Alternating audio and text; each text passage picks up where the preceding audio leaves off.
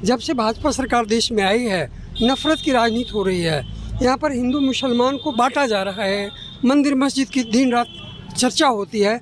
नमस्कार, आप देख रहे हैं एनपी लाइव। मैं सर्वोत्तम कुमार अभी सेंडिक्स कंपाउंड के पास में मौजूद हूं। जैसा कि आप देख रहे होंगे, भारत जोड़ो यात्रा आज भागलपुर शहर से होके गुजर रहा है। भारी संख्या में जो पदयात्री हैं वो माननीय अध्यक्ष जो अखिलेश सिंह जी हैं और अजीत शर्मा जी जो कांग्रेस के विधायक हैं और विधायक दल के नेता भी हैं, तो उनके साथ जो पदयात्री चल रहे हैं उनमें से कुछ लोग अभी मेरे साथ है बात करने के लिए। मैं उनसे बात करूंगा पदयात्रा का क्या उद्देश्य है और कितने दूर तक इन्होंने अभी तक यात्रा कर चुके हैं। सर, क्या नाम है? मेरा नाम कैलाश पाल है, पूर्व उपाध्यक्ष प्रदेश कांग्रेस कमेटी बिहार से हूँ मैं।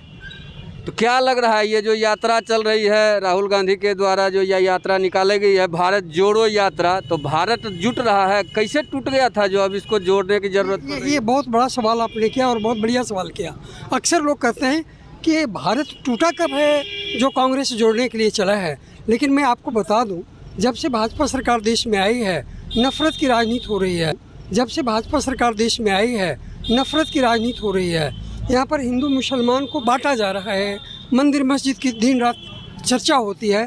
तो इस तरह से जो हमारा देश आज़ाद होने के बाद हिंदू मुसलमान सिख ईसाई जो एकजुट थे वो आज बटा जा रहा है, वो भेद बीच में डाला जा रहा है। तो निश्चित तौर पर जिस देश में या जिस परिवार में नफरत होगा, एक दूसरे में मेल मिलाप भाईचारा नहीं होगी, तो वह देश या वह परिवार विकास नहीं कर सकेगा। तो हमें हर हालत में जिस तरह से कांग्रेसियों ने देश को आज़ाद करवाया था, देश के आज़ाद करवाने के बाद ये आज तक जो हम लोग इस तरीके से हमारे हिंदुस्तान सुखी संपन्न हुआ है, ये सारी की सारी देन कांग्रेस पार्टी की देन है। आगे इस बात का डर है, हम कांग्रेसियों का जिस तरह से राजनीति धर्म के आधार पर बांटा जा रहा है, तो फिर मुझे इसको जोड़ने की ज़रूरत है। हिंदू हो, मुस्लिम हो, सिख हो, ईसाई हो, तमाम जाति धर्म के लोग एक साथ केवल भारतीय किनारा लेकर के, भारतीय विचारधारा को लेकर के हमें देश को आगे बढ़ाना है।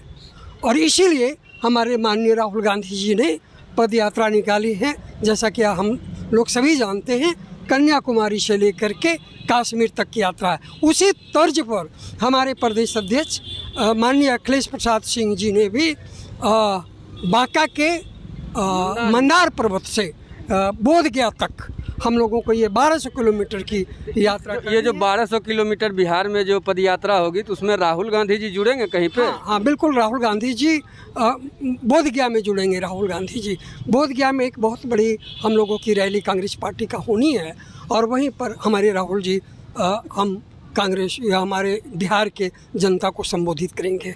जैसा कि आप बिहार में पदयात्रा कर रहे हैं, तो बिहार में तो ऑलरेडी कांग्रेस का उतना बड़ा ज़मीन नहीं है जितना राजनीति में होना चाहिए, लेकिन जितने भी विधायक हैं वो भी बढ़ चढ़कर हिस्सा नहीं लेते हैं।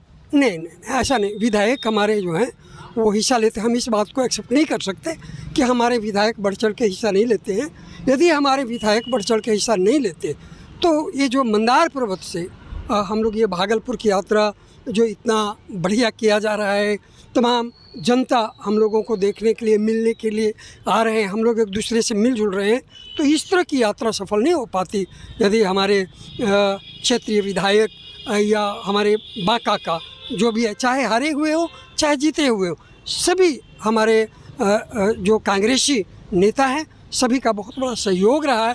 और उन सभी को मैं धन्यवाद देना चाहता हूँ, चाहे अजीत शर्मा जी हों, चाहे फिर हमारे बांका के पूर्व प्रत्याशी क्या नाम है उनका, जितेंद्र सिंह जी का बहुत बड़ा एक, अभी हमारे जिला अध्यक्ष जो हैं जमाल साहब, उनका काफ़ी बड़ा सहयोग रहा है।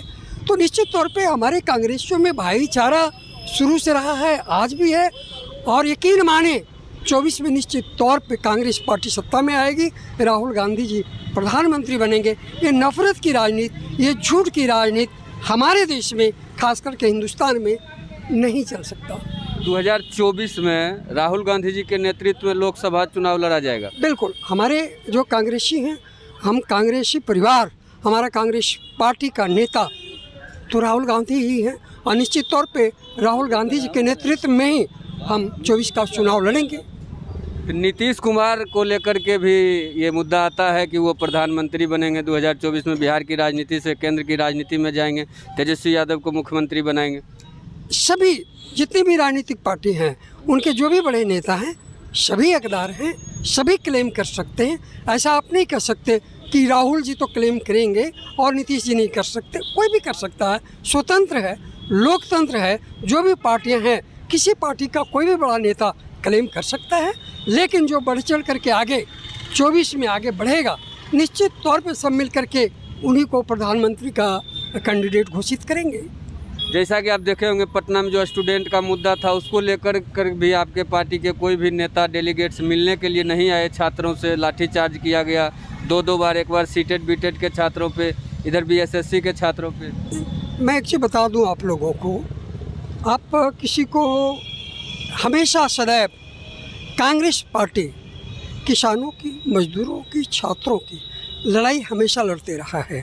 आप ये नहीं कह सकते कि हाँ जब लाठी डंडे चले, कभी कभी क्या होता है प्रशासन अपनी कोई गलत घटना न घटित हो जाए, उसको रोकने के लिए प्रशासन काम करती है।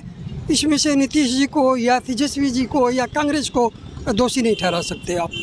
तो आप इस उम्र में भी इतना पदयात्रा कर रहे हैं, अभी तक थके नहीं हैं? राहुल गांधी जी तो चलिए कुछ युवा हैं, टी शर्ट पे ही चल रहे हैं, आप लोग तो पहने हुए हैं। आज युवा हैं और टी शर्ट में चल रहे हैं, और यदि राहुल जी टी शर्ट में चल रहे हैं तो हम होता क्या है, यदि सच्चा मिशन हो, वो सत्य मिशन हो, तो ये सर्दी हो, गर्मी हो, बरसात हो, वो कुछ असर नहीं करता। अब हम लोग घूमते हैं दिन भर, हमारे साथ बहुत लोग, हज़ारों लोग पैदल चल रहे हैं, कोई महसूस नहीं होता हम लोगों को। एक जब मिशन हो, एक उद्देश्य हो, और आप एक सच्चे के लिए लड़ाई लड़ रहे हैं, तो इसमें सर्दी गर्मी बरसात से मैं नहीं समझता हूँ किसी को फर्क पड़ता है। मुझे तो छोड़ें, ये चल रहे हैं, ये नहीं फर्क नहीं पड़ता, तो किसी को नहीं फर्क पड़ता। चलिए बहुत बहुत धन्यवाद है NP लाइव से बात करने के लिए।